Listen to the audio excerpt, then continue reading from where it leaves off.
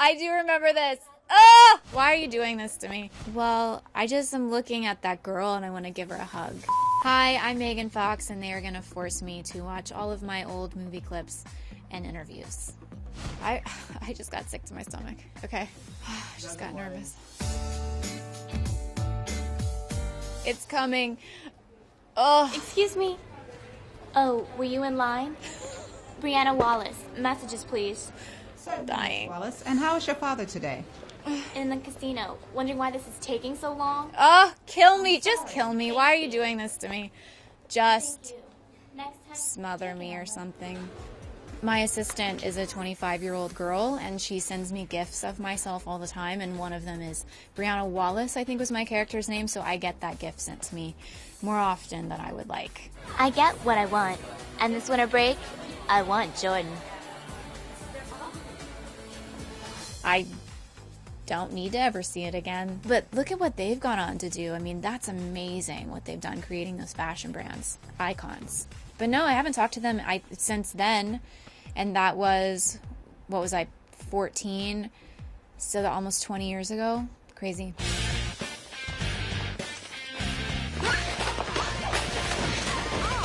I'm so athletic.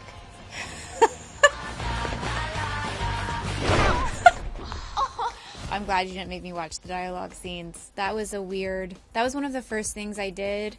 It's a shame that these things survived long enough to see the dawn of the internet, because had it, it would be nice if they had, it had eclipsed. Like, the internet was born, but these things had sort of fallen away and no one could find them.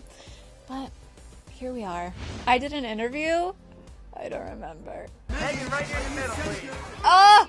I do remember this. Congratulations. Oh! It is. Thank you so much. How you feel being on the red carpet? Good. No, please don't make me listen to myself. What am I talking about? That's David. That was my first boyfriend. Hi, David Gallagher. How are you? I liked him very much. Very sweet boy. Let's talk about David. What am I wearing? What is that necklace? Look at my hair and makeup. It's so bad. I don't think so, right? No. Right. Not at all. Do you think you could get used to this? I mean, I still talk like that, which is the scary thing. I haven't grown up, at all. I don't sound more mature or womanly at all. I've been pretty picky about my roles. I don't want to get, typecast into anything, so I'm really picky about my roles. I don't want to get typecast. Cut to 15 years later. you have a lot of bullying like you did, I don't even have an agent yet, I don't in think. high school. Actually, I was the victim of a lot of bullying, yes. How long is this gonna go on? This is so long! You can't show this on the show. Enough. Look at my eyebrows. What in Jesus' name? Where were my eyebrows? Happy with who you are, and that's all that matters. I don't know what I was talking about. I guess at that time, though, I was already aware of whatever work I had done up until that point. I was always the mean girl. I guess that's what I was talking about. I still play those characters often, so it's not like I avoid playing those characters, but all in all, that wasn't too brutal to watch. It was okay. I lived through that one. What's the next one? Here's the Thanksgiving we spent with you in Los Angeles. Oh, this is the episode that Brian was in. This is where I met Brian. Ooh, who's that hot guy? Oh, is that that's Brian? Is Brian Austin Green. From Beverly Hills 90210? We dated. Briefly. Yeah, that was the episode that Brian was on. I met Brian. He recently did an interview and they were saying that I was 17, and that's not true. It was Kelly, and then I think Ted McGinley, who at the table read was like, yeah, she's 17. So Yeah, nobody touched her. I was like, all right, fair enough. I turned 18 in May, and that was filmed in October. I remember specifically. So I was already 18 when I met him. And yeah, I just was kind of in love with him right away. And he did this thing where he came to the dressing room and he gave his number out to everyone in case anyone needed to call him at some point, but he was giving it to me. I knew he was giving me his number. And my sister was with me, and she was like, because my sister's older, she's 12 years older. She actually watched 90210. I was too young for it. And she was like, you're not going to be anything but a booty call. And this is our 10th year of marriage and our 15th year together. So we see how that worked out. I'm nobody's booty call. Okay. Boy, this could go all kinds of ways. Okay. Yeah, she got me in a tattoo. She's a tattoo on her ribs. It's like, oh, that's cool placement. So then I went and got one. That's my love. Cool hurts though, like, oh my God. It didn't hurt me. We had a lot of fun on the first press tour. That's the first time I'd ever done anything like that, sat and done a junket, and they put me with him, thankfully, because I love him. He's one of my favorite people that I've ever known, and he makes it a lot of fun, and we have a really good chemistry. You can tell, like, that's how every interview went. I miss him. I miss my Shyla. Were you ever a fan of the Transformers? Or the movie came out in '86. The series was on in '84. I was born in '86, so I missed the Transformers craze. But I was a big Teenage Mutant Ninja Turtles fan. So you speak, and it becomes real. You speak, and you manifest it. And I loved those movies, and when I booked that movie, I met with the director and producers, and I stayed for 5 hours on Valentine's Day to, like, express how excited I was to be a part of that. And then when I finally got the call that it was going to happen, it was going through, I danced. I was really excited about it because I loved the Ninja Turtles growing up. We made 2 of them. The second movie we made, I really loved, and I'm actually excited to show that to my kids. They're only allowed to watch movies with us as a family, but I think when the youngest one is old enough to understand that I'm not being kidnapped by a ninja, that it's all pretend, then I'll probably show them. Was I testy? I get testy sometimes. Okay, That's the good to know. official title is Obsession. Okay, wow. Look at that. That's very exciting and embarrassing, but okay. It's a lot of guys are kind of obsessed with it.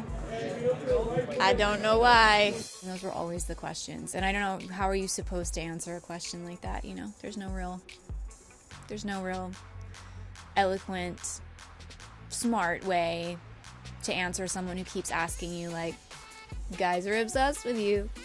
Guys like your body. Like, what am I supposed to say? Thank you. Oh my God, thank you. Like, I really work out a lot, so I'm, like, super happy about it. I deserve it. I'm not offended if someone were to say, hey, people think you're sexy. I don't think there's anything wrong with being sexy. It's just the problem that that part was so loud that it muted out the rest of who I was, and has continued to, even now I'm 33. So that was the difficult part, because when I was young, if I was a cute kid, no one told me, and I had no idea. And so I always thought, if anything, I was probably pretty ugly. And that was just not a tool I had in my tool belt. I wasn't like, oh, I'm a pretty girl, and that's something I can use to my advantage. I knew I was smart. I knew that I was funny. I knew that I was strange, but in a good way. And those are all things that I thought were my strengths. Those were things, that's who I was. And then all of a sudden, I was none of those things. I was supposed to just be a sexy girl, or the prettiest girl, or the most beautiful, which is the most burdensome title to have to carry around, especially when you don't feel that way about yourself, because you feel like eventually people are going to figure out that this is not true. Like, I know it's not true right now, but the shoe's going to drop at some point. And then what? What am I valued for? I'm valued for this thing, which is a farce. So it's a difficult thing to navigate, honestly. Megan, where are you going? I don't know. I've been captured by fucking... She's mine now! And I think I was 23 on that press tour, and I didn't feel like I had earned any of this. I think there has to be something a little off with you if you feel like it's my time and I've really earned this. For me especially, I was so young. I had done one movie. I didn't really understand what all of the hype was about, and it's almost like I felt guilty for it. I don't think anyone's ever prepared for any level of media attention and scrutiny and any sort of loss of anonymity. I don't think there's ever a time when it's the right time. I just am looking at that girl and I want to give her a hug, because I remember what I was going through, and it was I was really struggling more than I was able to express during that interview. For many reasons, not just dealing with fame in itself. There was a lot going on around that, but I mean, I feel the same way. I have the exact same mannerisms, and my voice sounds the same, and I would probably give an answer nearly identical to that if you asked me now, which is the surprising part, because I feel like I've grown so much, but yet the soul sort of transcends the time and the space, so I am still the same being, experiencing all of these things. But I mean, I agree with that answer. She was right. I was right. And that wasn't even the worst part. The worst part came after that. But for me to sit and be resentful or to really regret something, to suffer because of something that I did in my past, I think is pointless, because any choice that I made, I have to accept responsibility for it, and I also have to acknowledge how it grew me as a person, because there was not one thing that I went through that was trying or difficult that didn't help me to grow into a better individual, a smarter, stronger, more patient, more kind person. And I also don't believe that I've ever been a victim. She puts some reporters in their places, and she's a little outspoken. You know, young and brash, you know. Michael Bay was just up here, and he said, I'll tell you what, I said, how's the cast holding up? He goes, I'll tell you, Megan is just large in charge. She's saying stuff that is stirring the pot. Wow. Is Good? that unusual? Isn't that my job? I'm a professional pot stirrer. Yeah.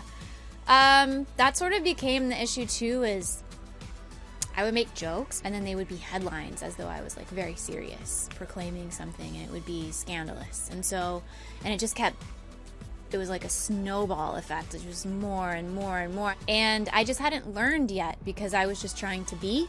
And so I wasn't that cautious because I felt like, well, all of the thoughtful things I say should outweigh all of this other, and yet it never did.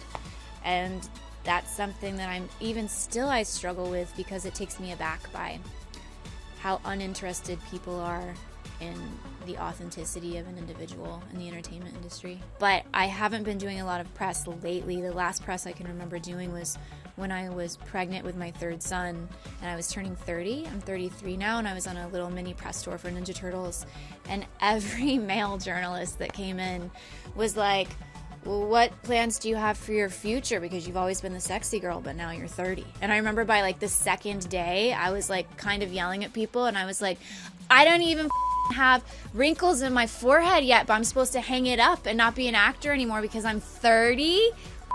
You. So for me, that was my most recent experience. There was no sort of respect that had come from the Me Too movement and this whole idea of like we should respect women and not focus so much on how they look, and that I haven't experienced yet. But that's not to say that it hasn't happened. I just haven't been doing enough interviews, maybe.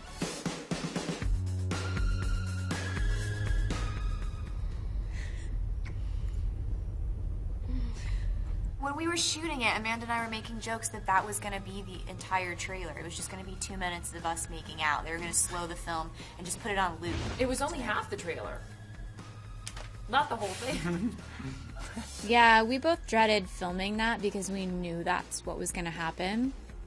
And for other, like, the logistics of filming it also, we were both like, we have chin acne. We don't want to do this super close up of our lips. But it was also just the concern of, like, nobody's going to understand this. Nobody's going to understand the intention. It's going to be turned into this sensational moment, which it was. I mean, we all anticipated that, so that wasn't a surprise. But it is what it is. And now we're here 10 years later, and it's most of my fans, it's their favorite project that I've ever done.